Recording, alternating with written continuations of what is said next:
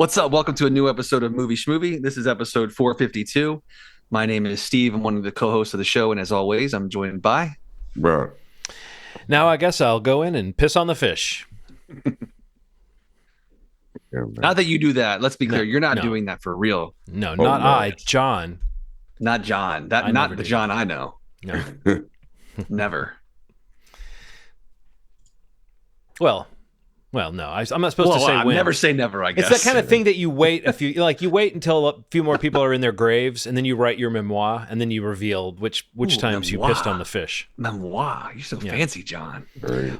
Well, how else would you say it? Would you say memoir or I feel like because I'm basic and trashy, I guess memoir. I've only heard it that way. See, I feel like Ronald and I are from a different ilk, cut from a different cloth, I guess. I don't know. No, I think when you say memoir, it's better. When I say memoir, I feel like there's some southern thing that's hitting war, and it's like memoir. I get that. And down by the reservoir. I'm trying to cut it off by saying memoir, because I don't want to get stuck in that. Hey, don't change a thing about it. You sound amazing. But if you're from Alabama, you find yourself, if you say a syllable like "or," you are literally falling into a tar pit that might suck you down and slow you down because it's so hot down there that like the roads heat up and it's tar. So like you might get stuck just walking down the street. So you have to be careful with your consonants at the end of vowels.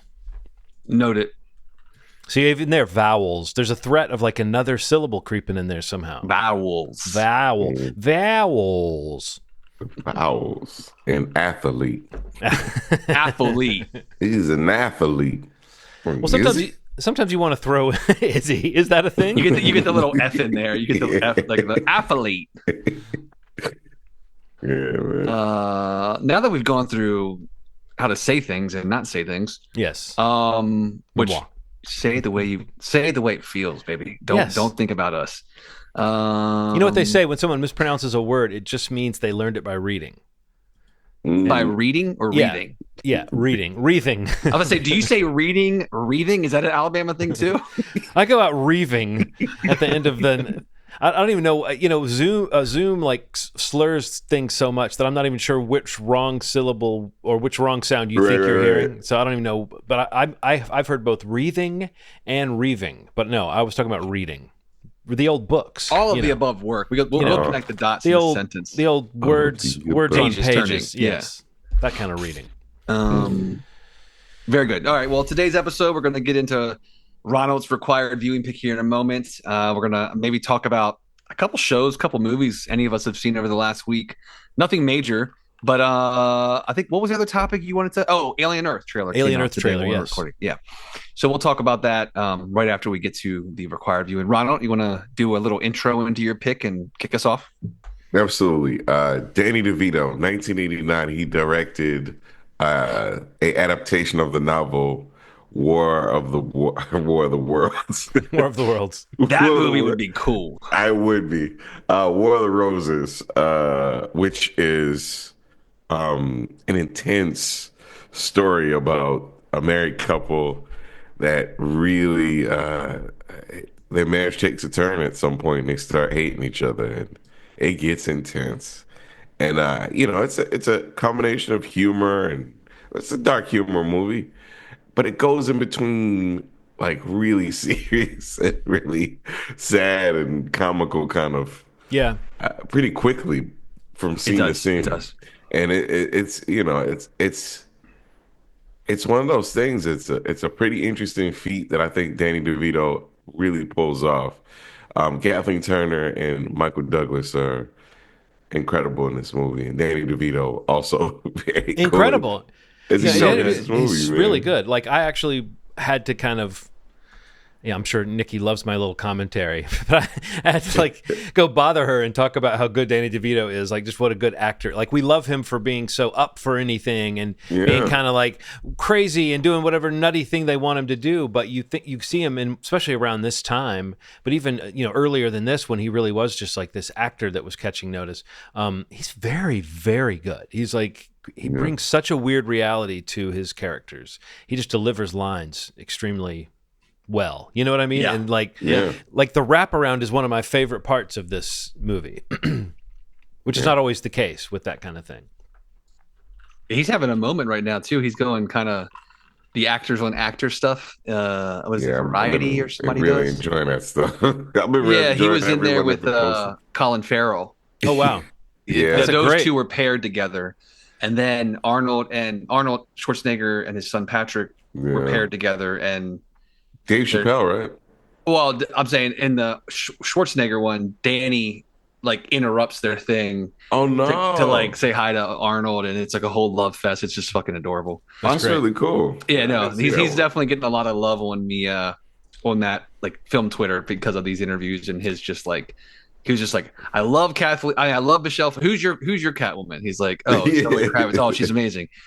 Mine was Michelle Pfeiffer. He's like, I was in love with her basically. Like he was just like basically saying I couldn't focus. Like he's like, I don't know how you handled yours, but he's like, it was a good job to have and a real challenge to face. And I was just like, I love this man so much. And you can see did, like Colin like trying to guide him back into an appropriate Yeah. conversation.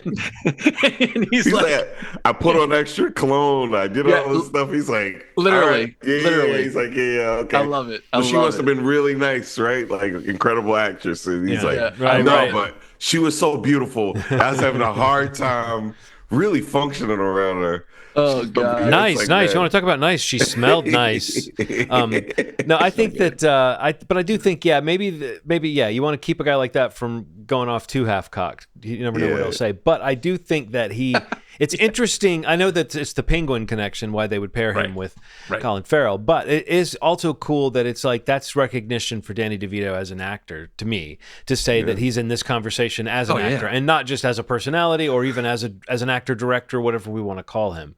But this is also like a very stylish film, and I think that it's a combination of a throwback. Like I think between this and Throw Mama from the Train, which was his prior film just 2 years prior, there's clearly like a Hitchcockian kind of sensibility that he, a certain kind of camera work flourish. I didn't even look to see who was the cinematographer on this, but it had a kind of Barry Sonnenfeld almost quality as far as like the way the camera moves around and the way certain transitions happen. I just thought it was a really cool film to watch on top of the emotional stuff, which it is a movie that is so heightened in its style that you almost don't get the drama, the effects of the drama that's happening there. But you said it, Ronald. This movie is sad. Like viewed from a certain angle, this movie is very sad. And it felt very real too, in the sense that yes, these two people are at war with each other, but she wants it way more than he does when it comes to this issue of divorce. She really wants to end this thing they have going on. Yeah. He's the complacent one who would continue with what they have going on, who doesn't care about the fact that it's kind of rotting from within because I thought that was really interesting. I didn't know, Ronald, you said you hadn't seen this before, right? No, but I'd seen Life before. Oh. And it is very much very similar in this way. Oh no. Yeah. Yeah, so I'm like, what? I'm like, I was thinking that it was going to be like light version, but it's honestly, nothing about this is heightened. Nothing about it. I think it's only the tone of the movie that's heightened. The story is not even heightened the at tone. all. Not even the tone. I know it sounds crazy, but when I've had this is. I'm not even speaking personally from this one. Personal experience watching two people divorce very recently. Right. None of this is exaggerated. The only thing that's maybe exaggerated is that maybe people thought that people didn't do these sorts of things before. But I've heard worse things happening between people. There's nothing like I thought that I'd be like, oh man, this feels so different than it feels so detached from.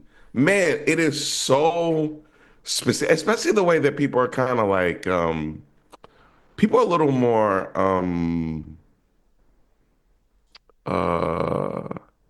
outward with stuff on social media. Mm-hmm. So, people will be like, hey, I'm outside of this guy's car.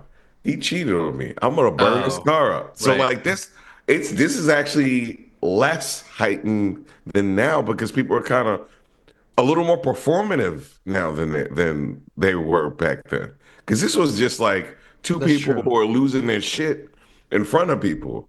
But I'm telling you, as a person who is close to the situation in a way. Nothing about this felt exaggerated. I felt like I was watching just a reality TV show. Besides the idea, like, I don't have enough money to blow somebody's car up, right? Right.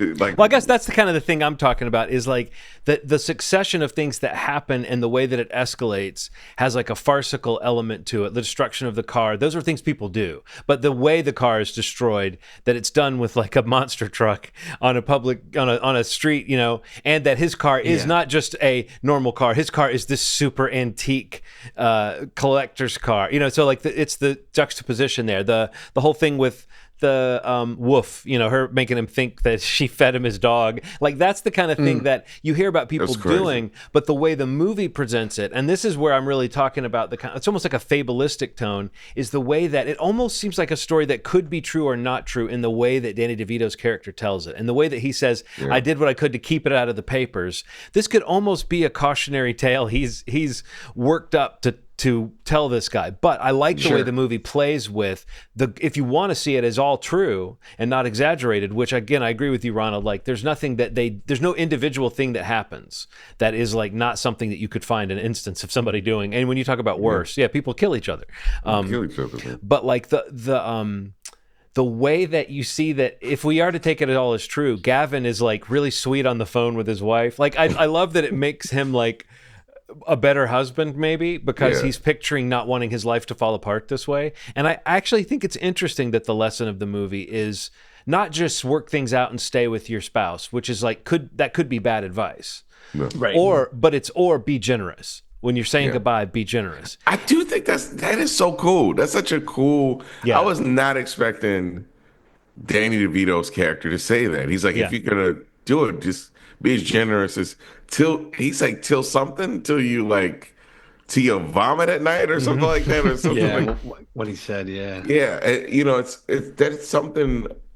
I think that's one thing that I took out of it that didn't really make me feel sad in the end. It's like that there's hope that you can you can at least do that, even if it's going bad. You can at least be as generous as possible in that situation. I've always admired, like, I think what I took from it is like, even if you two are hating each other in a moment, that it comes out of love. It surfaces from some hurt from loving somebody so much and things just not going awry. Like, on the surface, you may see the situation between Michael Douglas and her wanting to look at that, her wanting him to look at that contract is not a big deal.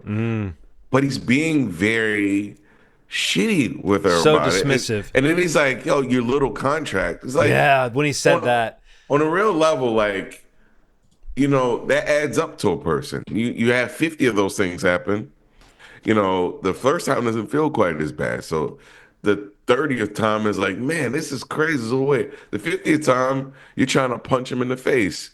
And I gotta say this, man. I love when she punches him when he like kind of dares her to punch him. Yeah, and he does and it. She does it like, hauls off hard.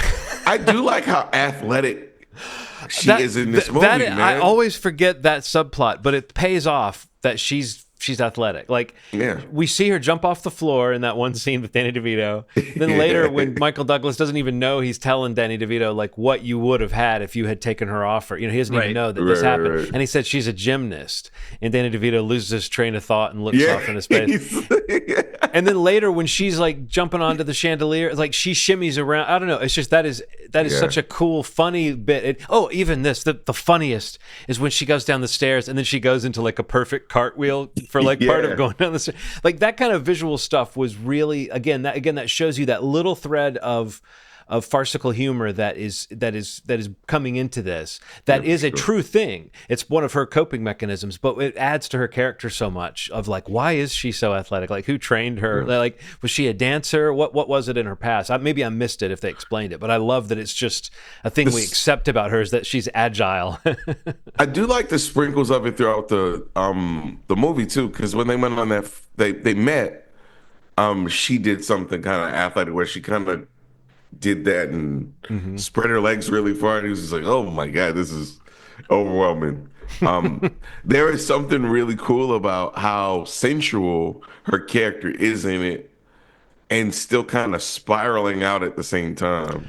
Oh, she's so in control. I mean, there's something. I mean, Yeah. I'm speaking now of Kathleen Turner's like super powerful screen presence. You know, Just dominates the screen. like Yeah. Michael does, Douglas man. is not a guy who doesn't dominate scenes, Right. and he is swallowed whole by her He's- in every moment of this movie. He's really small on the screen, man. It's And weird. I think it's one of those times where you see an actor and you go, okay, he's doing something a little more interesting than you think, because he is like, even in his coolest moments in this movie, he's kind of a dork. Like he's got the sort of the glasses and the haircut and the shirt. It's like we're supposed to see that he's like not this badass that he thinks he is, and he's not this eccentric cool lawyer that he thinks he is with his fancy old car. Like, and he's kind of a stuffed shirt in that way. That is, it's just funny to see him play. It's a very comic character for him in that sense. He's the butt of the joke throughout most of the movie. I mean, in a way that you do feel for him in that moment when he shows up to the dinner party in the t-shirt with the top hat and stuff. That is fantastic. It is so good. But it's only by going scene. low that he only wins any points by just being willing to go low. Like at no point does he actually score a point in any point of their dissolution. It's really interesting. Yes, it feels like a really special movie. I'm glad that I saw it. I'm glad I picked it. It affected me pretty deeply. But I wondered about that. Not to get to anything, since you brought it up already. I wondered, like, oh wait, is this a good choice or not? No, I specifically chose it because I want to run toward the fire. But I'm just that sort of person. But what I really did want to see was, I saw, Death to Smoochie tackled a lot of really heavy stuff. Yeah. And I was wondering how he was going to handle divorce. It's like, how is this? And then the remake doesn't even look like it feels like this sort of tone. Like it feels a little more like yuppie-ish.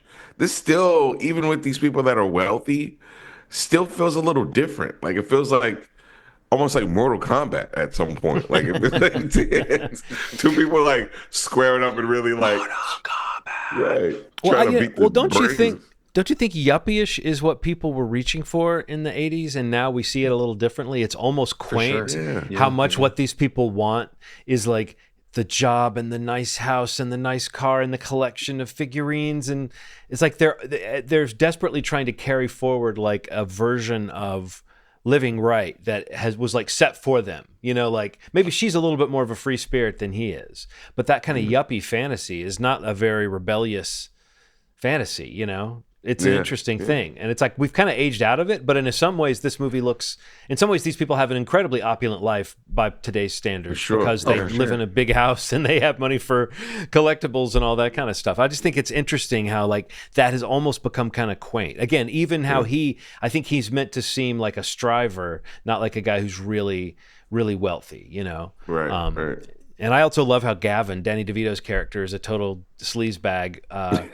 Which again, if it is a parable, it's part of the parable. Is that earlier he was a guy who's getting a foot job at a dinner party, and later he's a guy who's like being real sweet about talking to his wife on the phone and making sure that I don't know if you noticed at the very end of the movie as the credits are rolling, he's like, "All right, love you, sweetie. I'll be home soon." Like you get the sense that he's. They could have even played that up more, but I feel like Gavin himself has a little interesting story.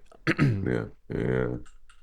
Really? Yeah, I think that's like it's a interesting point mentioning the Death to Smoochie, or even Thermometer from the Train, like just kind of how dark these studio comedies are. Even Matilda has a bit of that Roald Dahl darkness in it, know, and then Hoffa is inherently kind of a dark story. So and like to give that kind of budget with the star power, especially these two in that time. I mean, totally. These are huge stars, and I mean, and I feel like watching it again recently, I was like showing Aaron the trailer when we were gonna watch it, and it is kind of wild just to see how cruel it still is. Like after everything we've seen in between it, or at our respective points in life, and of all the different kinds of films that we watch, to think about, the like a movie like this, the DNA is kind of in a lot of movies that we've seen in between then and now, and even movies that we've seen before this. But when you think of movies about like like with these two, like Romancing the Stone, Jewel of the Nile, like this kind of being like another film that you associate there, but like this one is like really cruel, Mm-hmm. and Mean it's as hell, very bro. dark, and it's still very funny, and it has a lot of, just the performances are so good, but I think it's like, I think that's what really stood out to me on the rewatch was like that this was a huge studio comedy, Mm-hmm. Yeah, Yeah. and with yeah, some big stars involved, in front of, behind the camera, production, all that stuff. Yeah. Um, that that's what made it onto the screen, and was a success. A huge Like hit. Yeah. it's wild to think about that, and like the place that this kind of film, even with a remake coming out, like Ronald said, like what this kind of movie really isn't even made anymore, let right. alone released theatrically and finding like a big piece of success like this had. So it's kind of that's really was the reminder to me on the rewatch, was like, wow, like this was like huge film with huge stars, pretty cruel, and is kind of like not done anymore. Like Yeah, it's so wild to get that perspective when we do some of these required viewing picks that are, from the 80s and maybe even early 90s. Because these stars and a lot of these films, like these stars are still around, yeah, doing impactful work in a lot of cases. Uh, but to kind of see them at maybe arguably the height of their power is a really fun reminder of like what a star was in the 80s, what kind yeah, of movie was still a huge hit in the 80s. yes. But yeah, this was a really fun one to rewatch, and I'm actually curious to see the remake. Like Me too. I love, Olivia Colman. I like the trailer. I think is pretty good, but I'm kind of curious as to the tone, and I don't know who wrote or directed the remake. I only saw the trailer a couple times, but yeah, I'm game to check it out. I mean, I'd be curious what the current take on this kind of story or this material looks like in 2025. But um, Yeah. This is very legitimizing for Danny DeVito as a director, I guess, is on a budget of 26 million, making 160 million. Yeah, that's Which, huge. I guess that's worldwide, but It still, is, yeah, that's amazing that for, is. like you said, Steve, a big budget comedy, but also, and big stars, but still kind of risky material. And for sure. at this time, I knew them from the Romancing the Stone films, Romancing the Stone and the sequel, the Jewel of the Nile. And I guess that was like earlier mid '80s, and maybe a few years later they come back with this. So these three actors we have already associated with each other, and so this is a twist on movies where we're supposed to watch to see Kathleen Turner and Michael Douglas like go off together. So Yeah. this is playing off of that dynamic. And yes, you're right. They both also were super.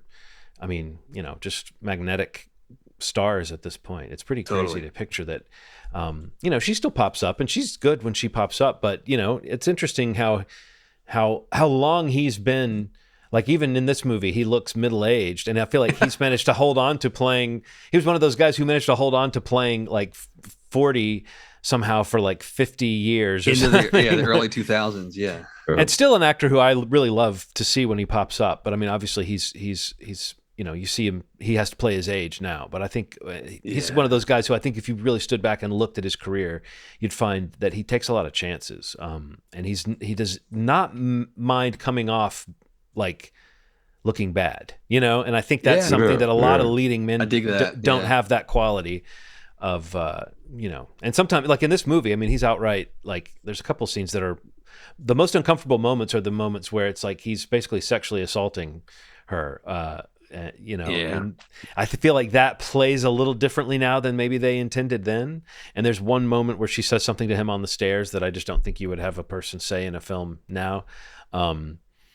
She throws an F slur at him. But outside right, of that, I really feel like the movie. I laughed so hard when she said that. I just thought that moment was funny because it's showing that they've got that moment when he's like gleefully pointing out to Danny DeVito, showing him the floor plan, and then he ends by saying, "I've got more square footage than her," or whatever he says. Yes. It's like The weird layout of it. Yeah. but it's like the way that he acts like he's winning, and he's actually, and Danny DeVito can see like, man, this is a It's getting out of hand. right. even when he's the pre-enlightenment Gavin, he can tell this is a bad idea. I love in that scene when he with that layout. I think doesn't he say like, "Have you shown her this?" or something like that.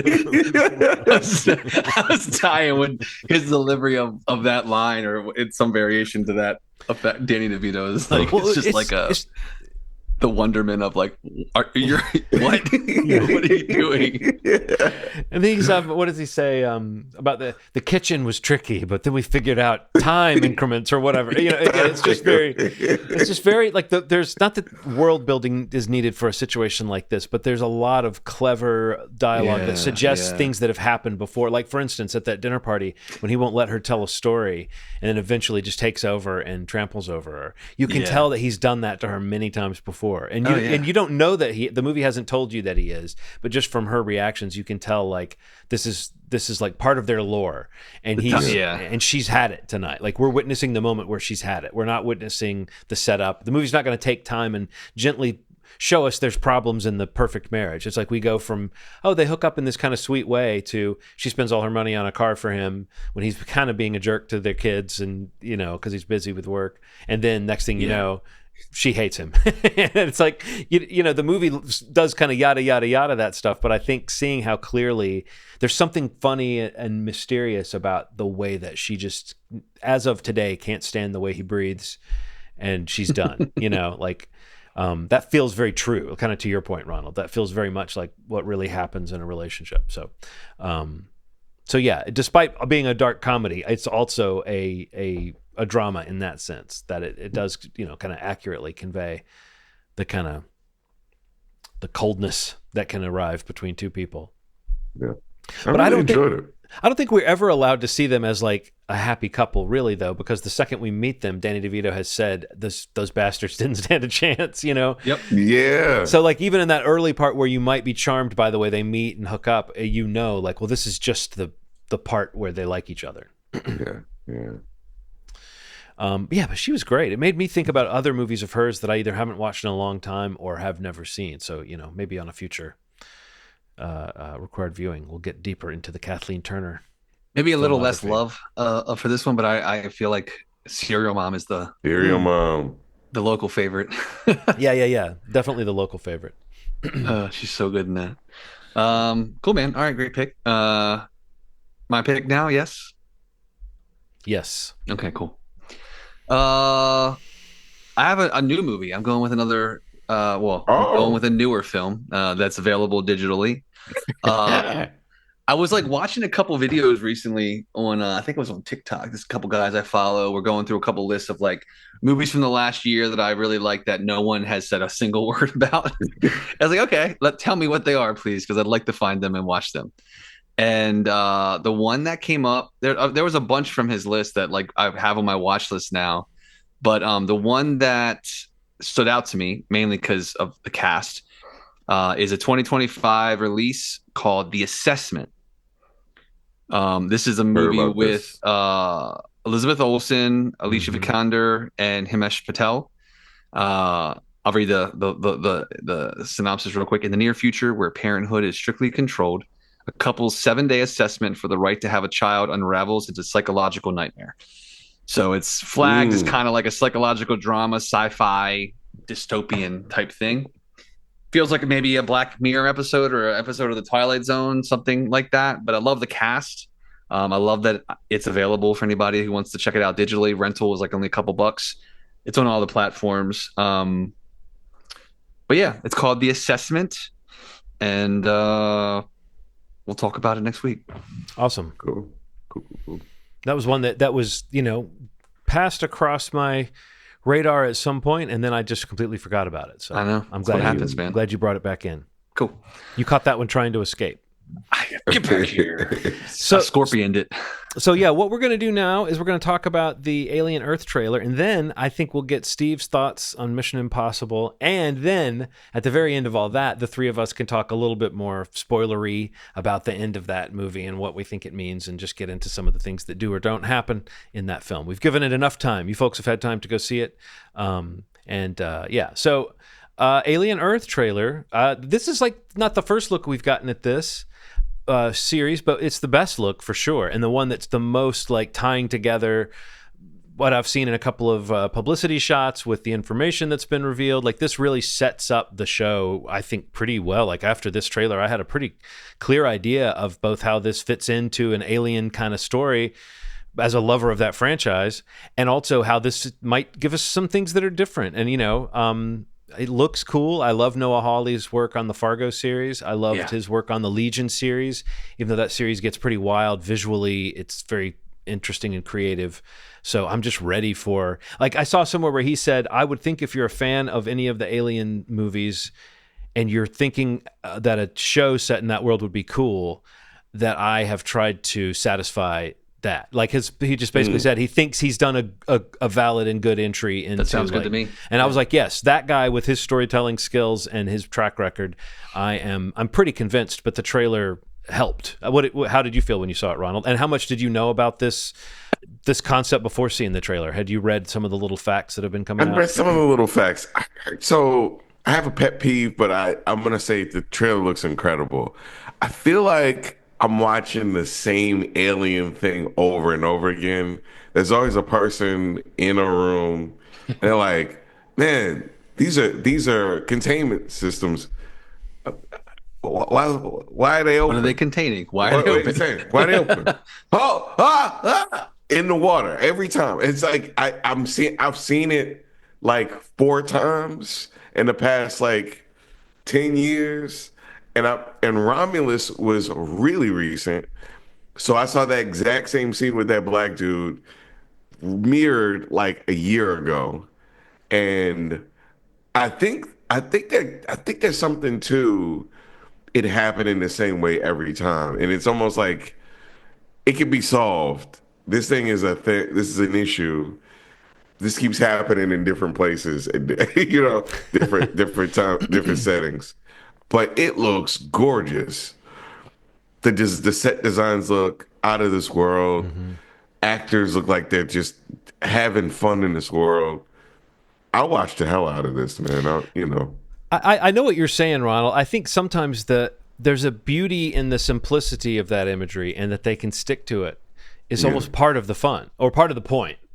But it also is like they have to get past, and here's what I think happens. They have to get past the fact that I don't think there's much cooperation or communication happening between the people that made Romulus and the development of this series. Right. Otherwise, maybe they would. Right. I just don't think they're. I think Noah Hawley has been off in his world doing this, and it's fairly siloed. And maybe there was some designs, or maybe there was some things are going to cross over in an interesting way.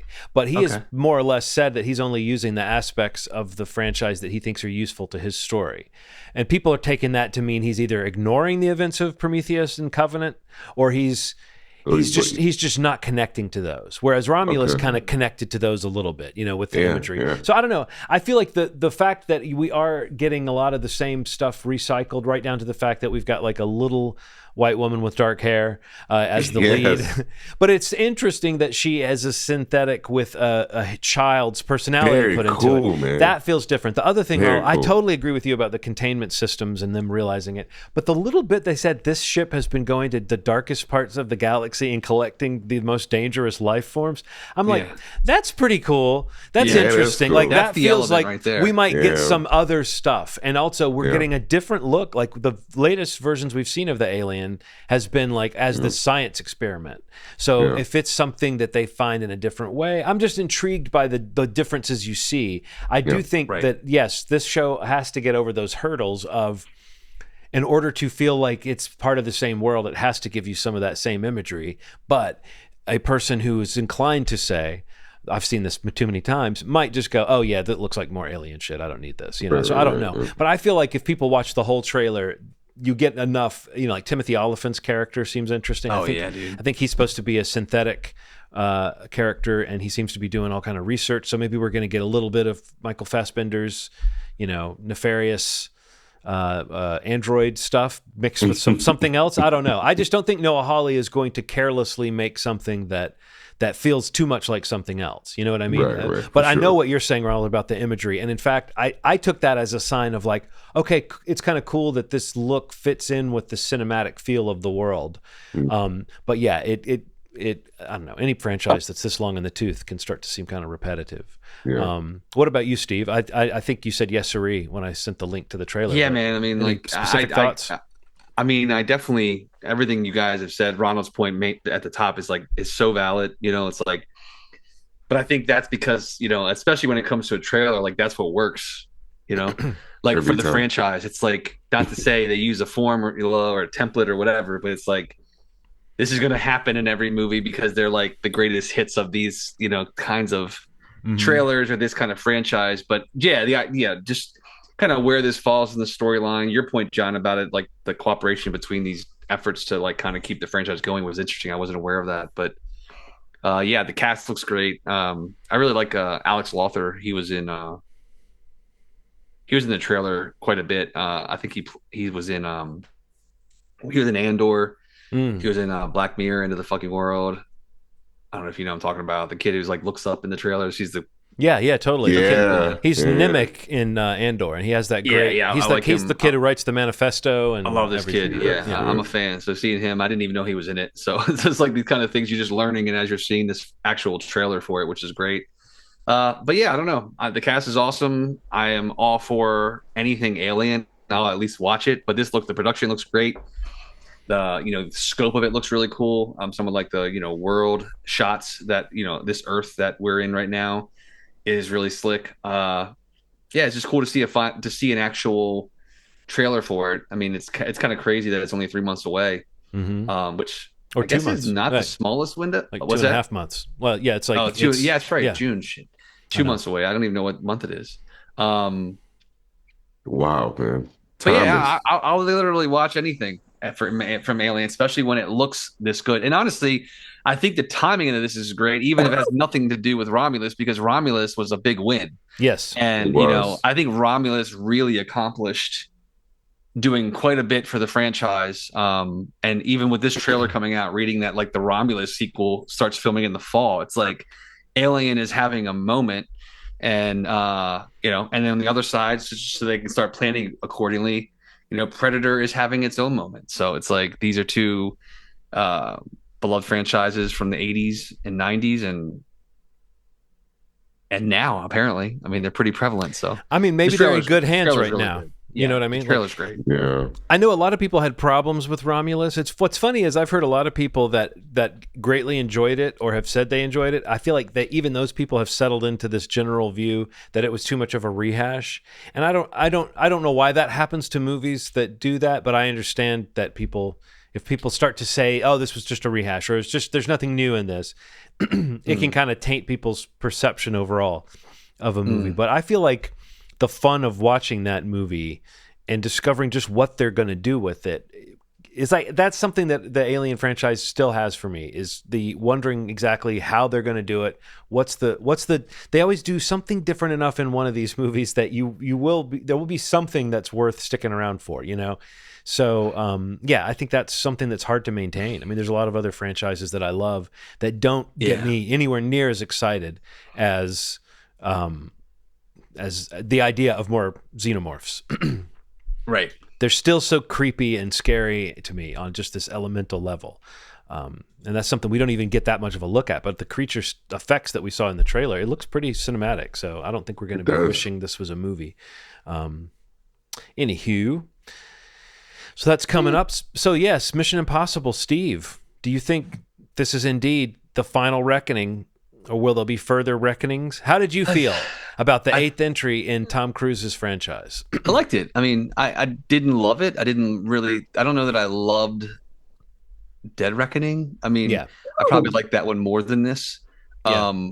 But it's like I was talking this with our friends, the couple that we do the weekly viewings with, like we do like a weekly Zoom with them every Friday night, and like they go to the movies, more frequently recently, and we talk about them a lot. And it's like they saw it before me, and like their overall reaction was still positive, but it was like it felt like there's a weird, like it didn't hit it out of the park, and it didn't really know how far back it had to go in its attempt to wrap up the series. Like, I would say like when I talked to them after I saw it, kind of telling them, because they were asking me like, well, what did you think? And it was like, it really did feel to me, especially like the first third of the film, like there was an overt like retooling going on, like where they were, whether in the wake of Dead Reckoning or in production problems or whatever that caused this movie to cost as much as it did to make, beyond the COVID stuff too. Like, granted, like it was made during that time. Yeah, that hurt this movie a lot. Like I think it did. Yeah, it's like that really. I mean, not just really the last one and this one. Like yeah, like you really could feel that like this idea or this story probably was a movie. And it was broken apart for whatever motivation, whatever reasons, for more set pieces, big action stunts, whatever. And to say the action stunts are phenomenal. Like you can say whatever you feel about the movie, you could hate this film, which I did not at all, but you would still walk away and say like, wow, like there's nothing, I feel like it's not even a matter of opinion. Like it's just, if you understand what a stunt is and an action set piece, any of that stuff, it's just, you could say maybe they go on too long, which my friend had an opinion that it went on too long. But I mean, I just think that, but there was still an acknowledgement there. Like that was really impressive. So as a whole, it's kind of middle tier, maybe even lower tier for me overall in my Mission Impossible rankings, because of the fact that I felt like it was too stretched out. And when you stretch it out too thin, you got to find stuff to support the middle. And that stuff that they used to support the middle felt kind of retroactive and was like, we'll go back and grab pieces from here and from there and tie it to other events and other movies, which I don't think was ever the intention. Or at least not as strongly reliant as it was, in this final film, which I don't think it's the final film, clearly. But how long in between movies, who knows? But yeah, I mean, overall, I thought it was a lot of fun. It was very entertaining. I did find a couple of the emotional beats worked pretty well on me. I was wondering about that. But there was just something that I think is probably one of the weaker screenplays of the whole series, actually. I would agree with that for sure. There's just something just felt like way too much exposition dump, which is, again, is supporting that, like, we got to explain what's happening because it doesn't make any sense. It's like scene after scene of people telling Ethan Hunt that, like, even his mistakes were good things, which is some of that I liked. Like I liked the guy and his wife coming back. I liked that storyline. I don't think we needed more than that as far as the look back, though. I think there was way too much characters. Just again, there's the conversation, repeated scenes of like explaining why we have to trust Ethan Hunt or him begging to be trusted or whatever. It just felt so it felt redundant in that sense. I've heard people say you could like chop out an hour of the movie and it would be fine. I don't know if I quite agree that you could chop out that much, but I do know what people are saying when they say that, which is that there's just a lot of lag in setting up those moments that maybe they felt like they needed to do. And that's okay. So now we're getting into the question that I can now ask you now that you've seen the movie, and you've kind of halfway answered this already. Like, do you feel like that is a weakness of the script or of the story, or do you think that is just a because of the way this movie was put together, that it feels kind of cobbled together in this strange way? And some of those things that could be like cinematic stylistic choices where the camera's just cutting around a scene and it's kind of random. Some of those moments feel like, oh, this is a kaleidoscopic approach to putting together a movie, and other times it feels like they just used the footage they had and they went and shot stuff. And I mean, so what do you think's going on there? Do you feel like this movie was cobbled together, like, as best they could, or do you think that the plan, or do you feel like that's part of the style of the movie? Because I feel like that was happening in the last one too, where you didn't always know if Simon Pegg, Ving Rhames, and Tom Cruise were ever actually in the same room together from the way a scene would be shot. Yeah, no, totally feel that, and that was present, I think, in the last film too. But yeah, I do feel like it feels very cobbled together. I feel like even the fact that you hear like people announcing that they're added to the cast like in the last year and a half, right? Talking about that, like the whole sequence with like Hannah Waddingham's character, and the whole sequence with all the Nick Offerman stuff with the president and like the bunker at the end, and like his character asking for the gun and like, whatever happens, like that all felt like just added to the story that really didn't need to be in the movie at all. Like in my opinion, like I Yeah. feel like all of those like extra set pieces and plot devices that were planted to show the urgency and the timing and like how it just all happened to end at the same time. It just plays into to that Mission Impossible trope. But I mean, I think that those things really felt added on to me and just like a way to put more characters from other movies back into a scene together and add new characters with people that you might recognize.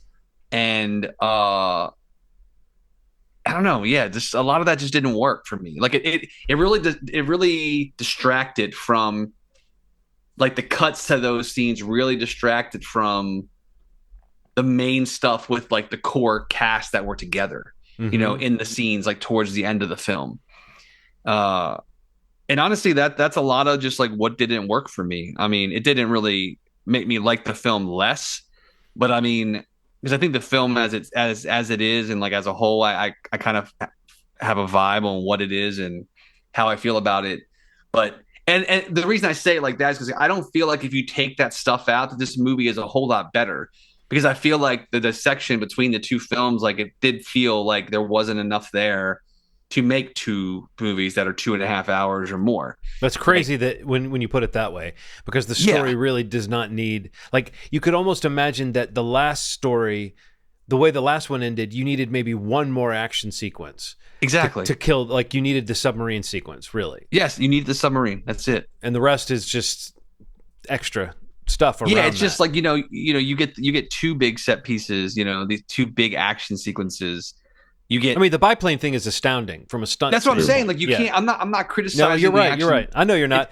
I'm just talking like, about the runtime. If you could just have a whole movie that's just strung together of 5 different action set pieces, and it would probably be fine. Yeah. Like in these movies, but you can't rely on that because I think that's what makes like Fallout and Ghost Protocol work so well. Is that the story is like so linear and so strong, and the characters that you meet that are new, they're in the scenes they need to be in to further the story or to add to the action, and they don't feel as like superfluous like a lot of these additional scenes did in this one, for me at least. That said, Tramell Tillman in the sub stuff, all that stuff I thought was awesome. I thought he's great. His little scenes, with Tom Cruise worked out really well. Mister. I love the line where he's like, if you came to me thinking I'm like gonna poke the bear, he's like, what? I don't even know what the line was, but his delivery was great. He was like, all right, or whatever he said. Like, you got on the right submarine or something. You got that. on the right one or something like that.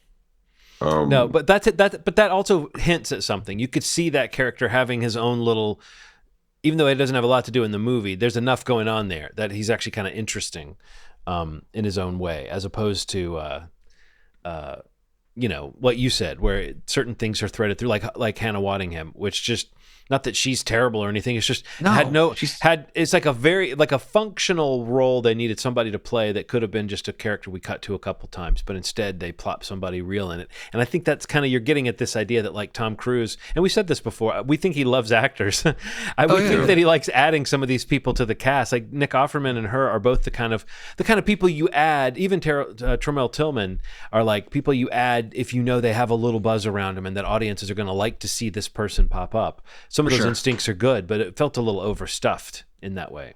And I got to say also, like, as much as I love her, the Haley Atwell stuff just did not click for me in this movie. Like, I feel like their connection and their bond, or like their maybe not romance room, I don't know. Like, it tiptoed around it pretty delicately, I guess. But I love her, and I felt like she was really good in Dead Reckoning. But I don't know, something about her performance or just the way that she was used in this film was like so on the nose, like silly to me. And in some scenes that I really just felt like it was silly.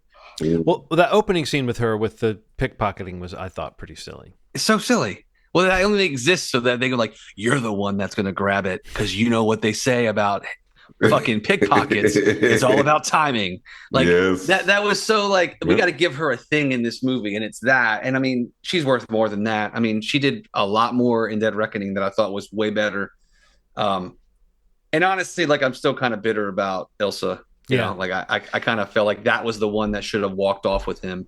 Do you know why though? Have you read about or heard No. about why? No. Rebecca Ferguson said when this movie started up, said, "Get me out of this thing as early as possible." Really? Yeah, because she knows the production style and the way these movies are made is like a multi-year thing, and that Tom Cruise obsesses over things and all this stuff. Oh, and wow. she was just like, I don't want to be locked down. And someone pointed out, she's made whatever Silo and some other Seasons. movies, and like Yeah. she's done other stuff since then. So she was like, but like, hey, had a fun time, great, but like didn't want to be locked in for That's crazy. another round of this, But I think To most lose people someone of agree. her- She if anyone was going to carry, like, okay, That's it. Say folks. it. Say it.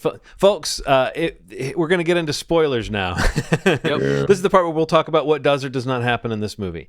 If they were going to kill Ethan Hunt, Yep.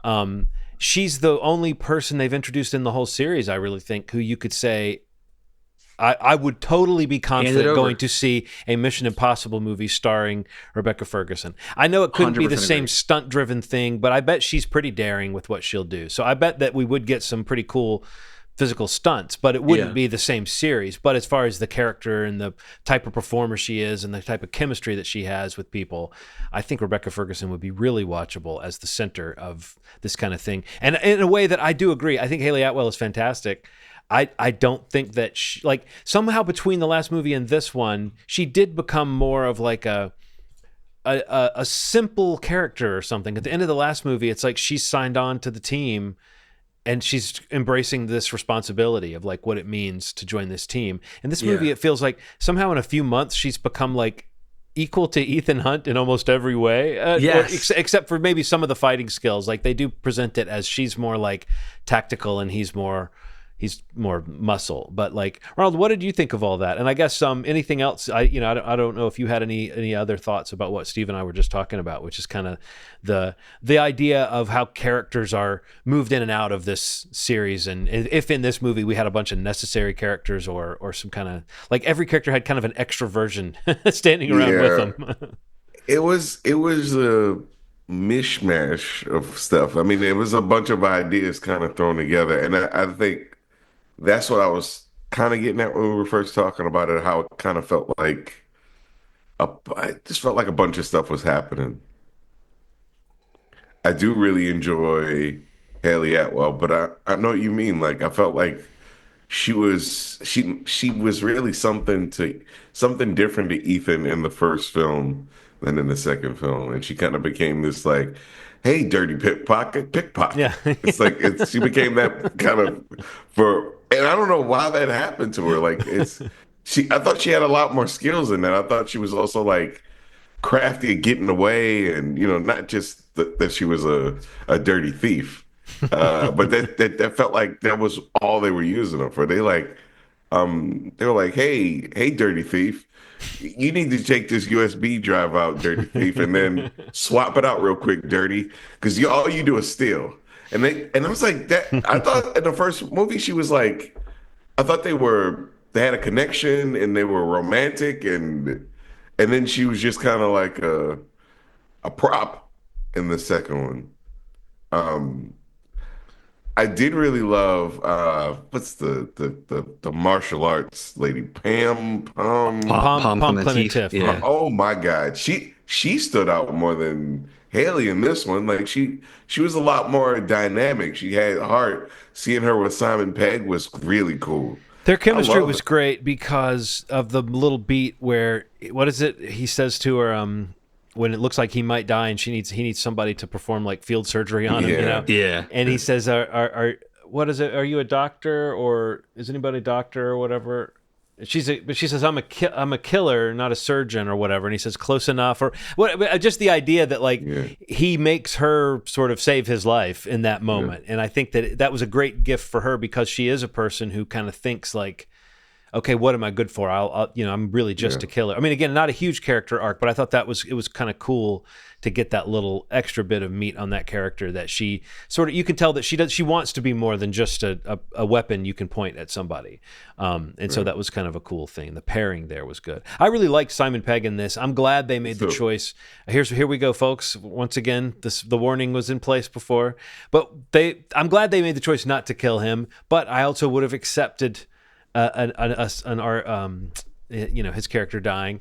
Same with Ethan. There's a moment where they had me believing that maybe they were about to kill Ethan at the end, and I would have been fine with the movie going that bold or doing something that interesting, in the way that I'm not surprised that they didn't. But Steve, were you at all surprised that that they didn't kill him? Did you think they would? Did you think they should? Like, what? Like, is that what makes you say this isn't the last one for sure? Is that he's still alive, or do you think there's still another thing about getting this kind of production going? Like that, like maybe this is the last movie of this type that we're going to see for at least a while, right? I mean, for a while, like, for sure. It's not like they can rush out another one. But you're saying the door's open, or how do you feel about more?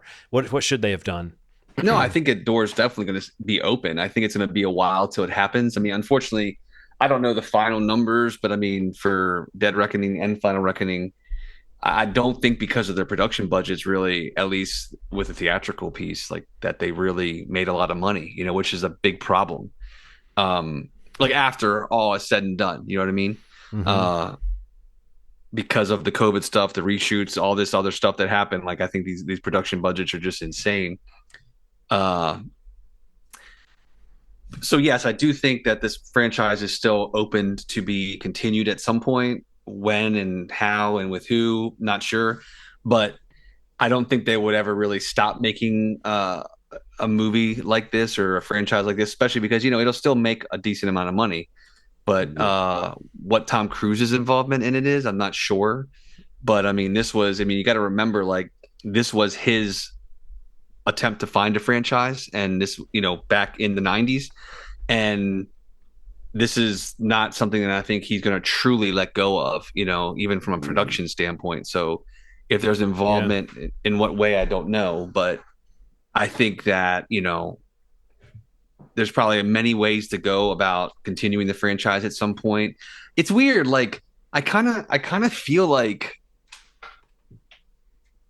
it's so odd. Like, I feel like there was like a crescendo happening, like when Macquarie came on board. Like there was like there was more of like a streamlined approach to the franchise, and it almost became like I'm almost concerned that it became more of like a echo chamber for the two of them, where like everything made it in, and everything is a great idea, and you're right, I'm right. It's like, even listening to them talk in interviews, it's like there's a weird vibe about the way they talk about this film and even the last film, where there's like this, I don't even know the right say this the right way, but like it's almost like taken too seriously when they talk about it.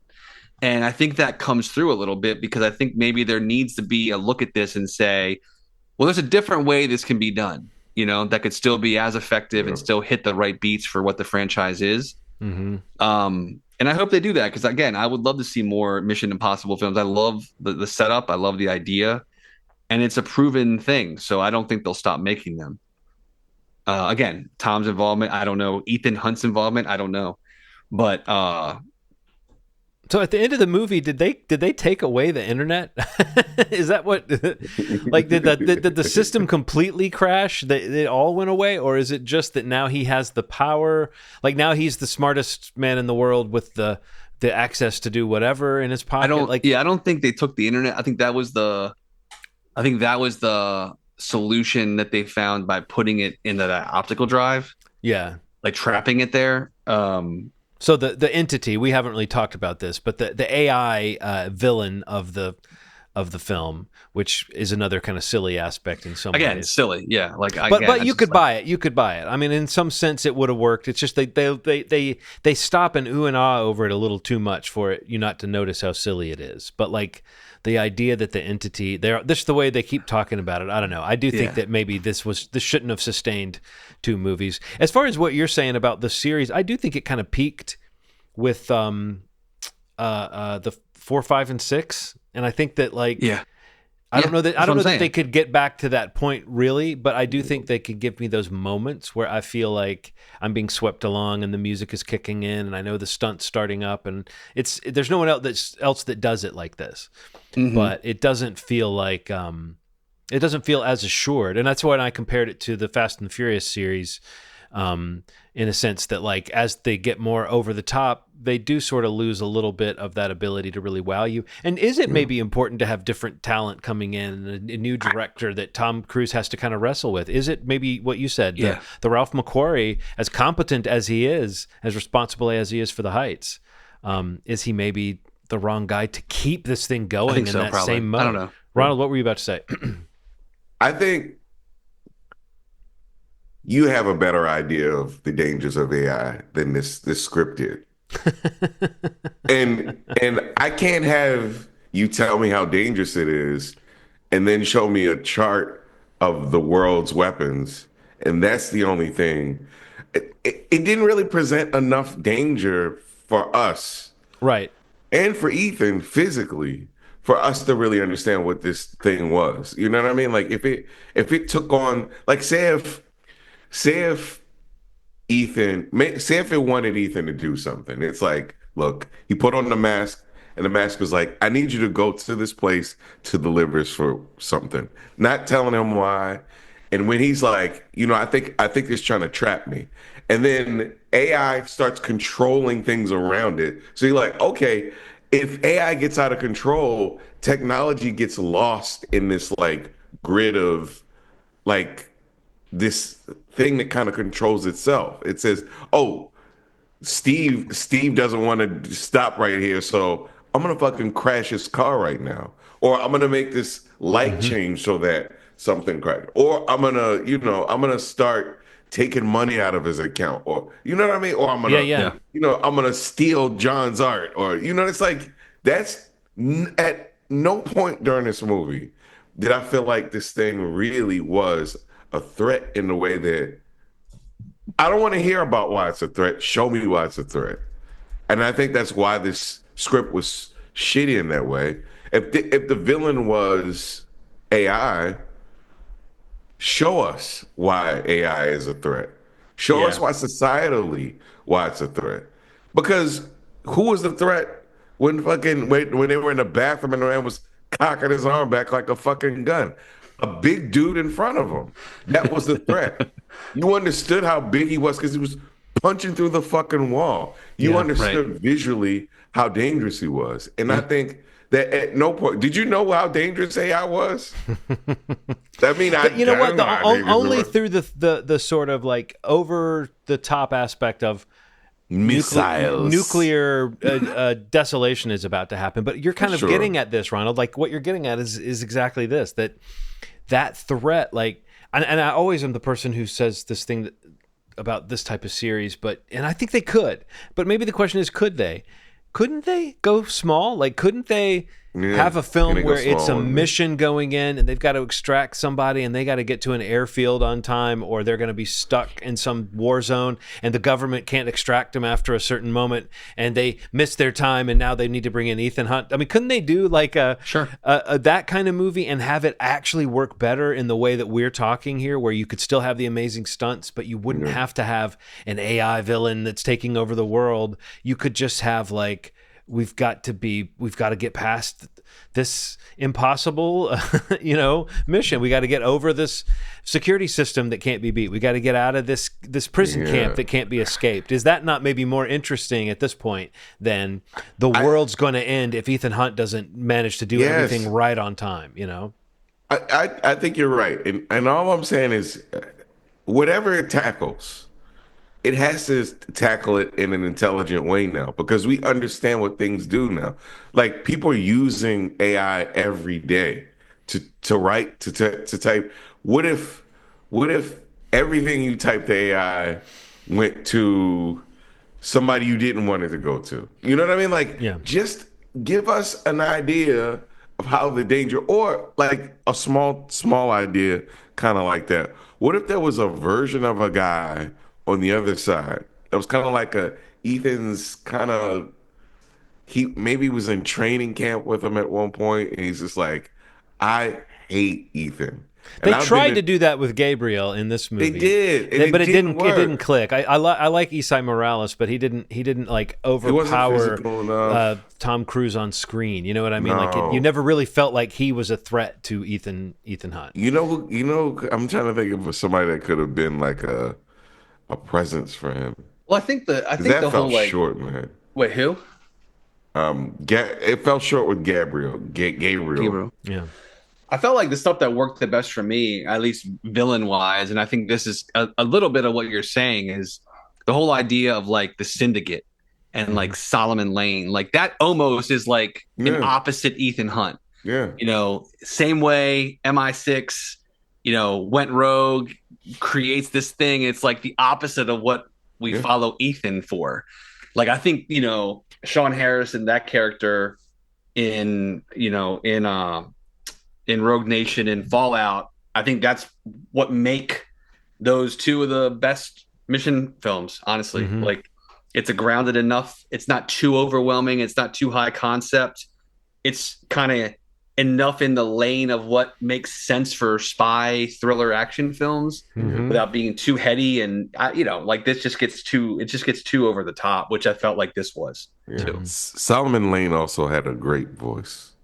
Oh, it was totally. like I love not. It was like not mean enough and not loud enough, but it was just like his threats sounded so scary because of that. Because because like he's as basically competent and as confident as Ethan Hunt was. Yeah. He didn't have to be he really like. He worked pretty well, and obviously Owen Davian in Mission 3 was great. Philip Seymour Hoffman. Yeah. Those are my two favorites. I was going to say we should rank the Mission Impossible movies, but I still haven't watched 3 yet. So I guess after I've watched 3, you should watch 3. 3 Yeah. No, is kind of what right the ship. Like got that awesome bridge sequence. Yeah, it's 3 is and an awesome opening sequence. 3 is really good. Mm-hmm. I mean, I know bits and pieces of it, but I don't. It's one of those things where those things that bits and pieces of, and you figure like, I kind of know it, but then you occasionally will hear some piece where you're like, oh, I guess I don't know. Like, I don't know how it still is a Mission Impossible movie. The things I know about it feel very small and intimate. You know what I mean? So, like, I'm sure there's a lot of stuff going on that I have no concept of. But yeah, it's kind of crazy to think about the run, even before it gets to Macquarie, that it's De Palma, Wu, Abrams, Bird. Like, this is some... Let's go. Like these are like top-notch filmmakers, and all, especially when you get up to Bird, like they all have a take on what the film is. And that's kind of what was so interesting about their first 4 films, is that they do feel like different kinds of Ethan Hunt Mission Impossible films. There's clearly like style choices. Yeah, totally. And maybe Tom Cruise is a little more choices. challenged when you bring in an established director like that. And I'm not knocking at all what you're talking about. The earlier Macquarie efforts were to me the high points of the series. So totally. I'm not really complaining about that. But it is weird for it to become like one guy's, like who's the guy who started directing all the Harry Potter movies after a while? Lowry. No, David Yates Yates. David Yates. Is that his name? Yeah. Anyway, but like, right, who had a very competent style and like a very clean style and sometimes an elegant style, and it seemed right for that kind of storytelling. But it wasn't the same experiment it was before that of like seeing who they could get and like, oh, maybe this person will do it, maybe that person will do it. And again, I don't know that those movies ever really stepped outside of Prisoner of Azkaban, which really felt like a sort of auteur piece in some ways. But at any rate, I think that what you want with a franchise is a sure hand who can bring in that style. But it is kind of cool to picture like who else could it be if not, Ralph McQuarrie over and over again. Maybe he could... Christopher McQuarrie. I keep saying Ralph McQuarrie. Yeah, that's okay. Ralph McQuarrie, okay, anyone who's listening and knows, Ralph McQuarrie is the illustrator and painter who did all the Star Wars designs early on. So if anybody's been listening and they know who that is, if you find like the early design paintings for Star Wars that they sometimes stuck to, and sometimes they'll go back to now and pull a design directly from one of those in one of the new shows or movies. But cool. Yes, and Ralph McQuarrie, that illustrator and painter, I want to tell you, Ronald, is not the same guy who has been writing and directing the Mission Impossible movies. Just in case you were wondering. Is this a Kirby situation where there is any relation? No, you know what? It's not right. it's not a Kirby situation, because in that situation I was correct about Bruno Kirby being in. Oh no. Yeah. I'm asking if there's a relationship between No, the two. I don't think there was. But it's one's a father and son we read, and is this a uncle cousin situation or? I'd be shocked. You know what? Let's find out. Ralph McQuarrie. You're about to have your mind blown right now. Related to Christopher?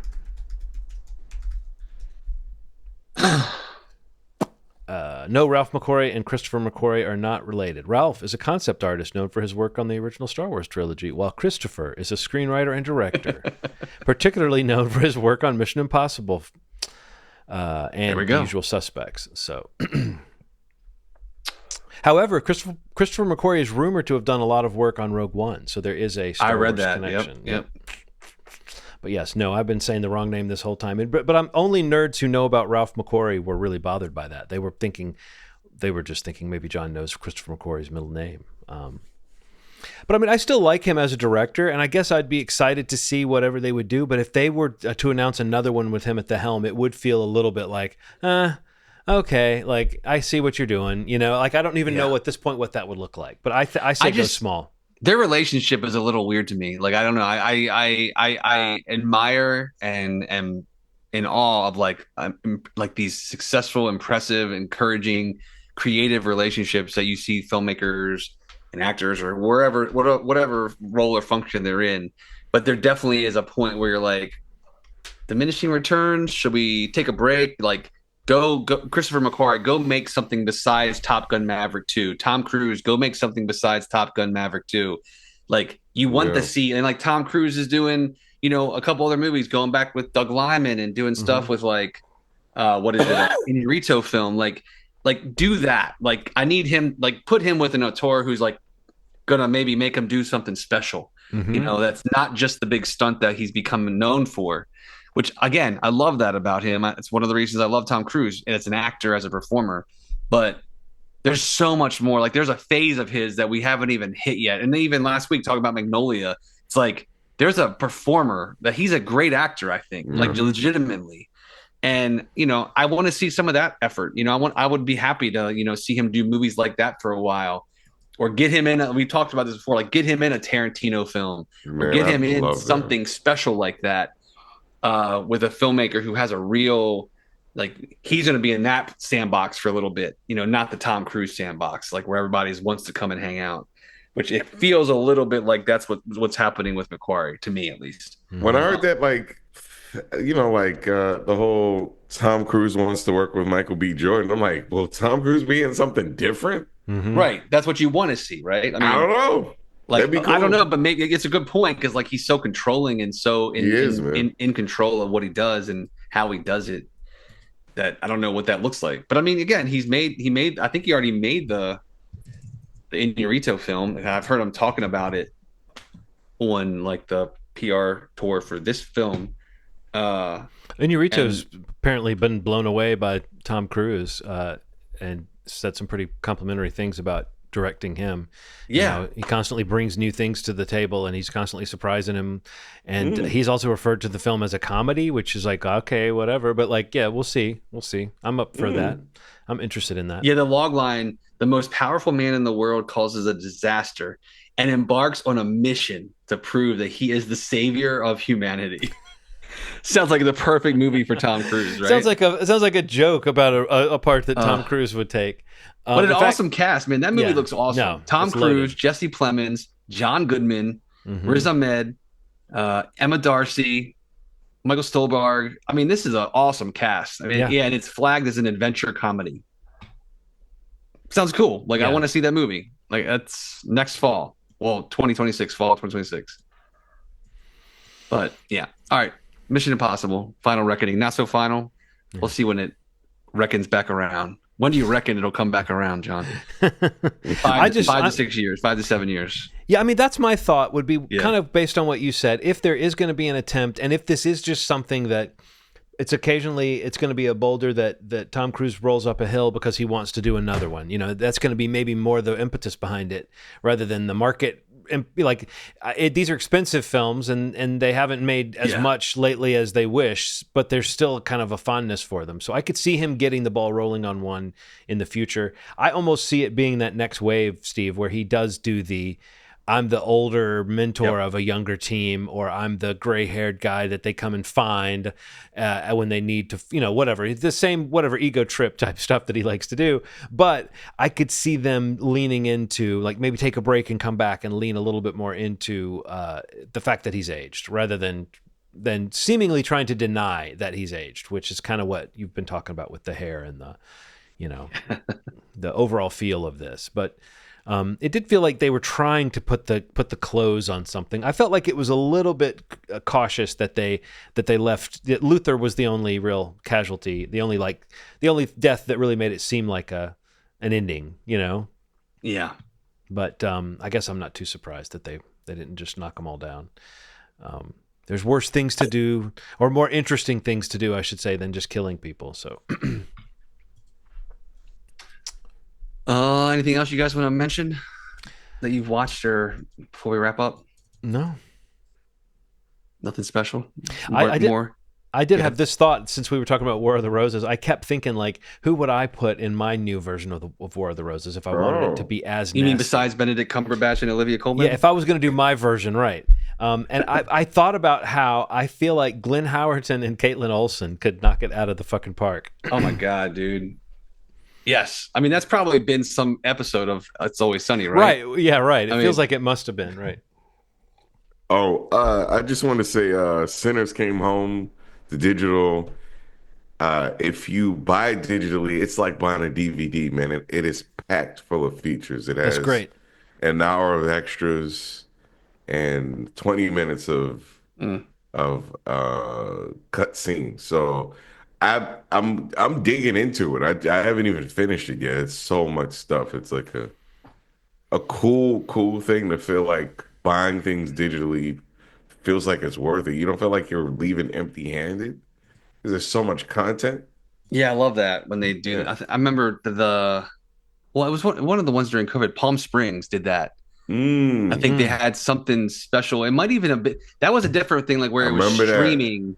Yes. But it had like a commentary track, and it had all those extra things that came like that was like a Hulu thing. But I was like, that was really cool. Like, it was cool, man. If you have it digitally, whether it's a digital rental purchase, whatever, even in the streaming era, that kind of stuff, man, I miss that stuff. Like I watched Palm Springs with the commentary track because like you don't get to do that. You don't get to do it, man. And it's like you don't even hear people talking about that anymore. It's just it's so cool. It's so funny. Apple has that stuff, and they don't put. I mean, so do other streamers, but Apple really tries to make it very similar to the Blu-ray sort of experience, the DVD experience. Right. It's funny they don't talk about that a lot. It's almost like a word of mouth thing. Like I use the Apple TV. Even if you don't have an Apple TV, you can get the Apple TV app, and it still functions the same way. Still, right? Really cool, man. It's interesting, yeah. That's cool. Yeah, I got to check out some of the special stuff. It feels kind of exciting that, again, there's like a second wave of people talking about Sinners being available with those features and stuff like that. And then there'll be another when it comes out on physical. But I pre-ordered the steel book. God bless Soundgarden. That's cool. They still sell. You still can go there to get new titles. Most of the big ones. They used to carry everything under the sun. It's not quite like it used to be, but you can still order stuff. I just wanted to say I love the Coogler quote that's going around where he said that he envisioned Sinners as a self-contained thing. Like all this talk about sequels he says and spinoffs. He sees it as a full meal. Yeah, right. And I love that. Yeah. That's the intention and the desire, and you can see how much that came through in the final piece. Like that people love is that it does feel complete, and it doesn't feel like it needs ancillary things to make it work. I mean, maybe 20 minutes of deleted scenes or whatever, it's kind of interesting to watch, but that's interesting that brings a smile in the sense that it feels old school to be able to watch some deleted scenes, but to then be like, oh, we got to get this story. Like, I feel like people need to get past this thing where they think that because something was less vague, that that's something we need to Right. We need to explore. That's like, oh, they left this open. That must mean there's going to be this or that. Like, we don't really need, like, sometimes you need that one line of dialogue that leaves a little mystery. So I like that. At least that's his intention. That doesn't mean he won't come back to it. But what did he say, too? That he's lived in franchise land, or he phrased it somehow, but he basically said that he's been in that franchise space for a lot of his career, and he wanted to make something that was not that. And I love that for him and for us. So, Yeah, man. Totally. Well, that's an episode. That certainly is. That is what they call an episode. Moviesmovie.com is the website. If you want to hop on there to subscribe to the podcast on your preferred podcast platform of choice, that'd be great. You can listen also right on the website, youtube.com/movie podcast if you want the feast for your eyes.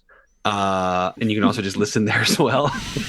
I like that. The feast for your eyes. And you can take bite size, or you can go for the full meal. I'm sticking with the Ryan Coogler thing. You have the full meal, and we also have little appetizers if you want to watch the shorts. If you could subscribe and hit the bell to get notified of new episodes coming out there, it'd be really appreciated.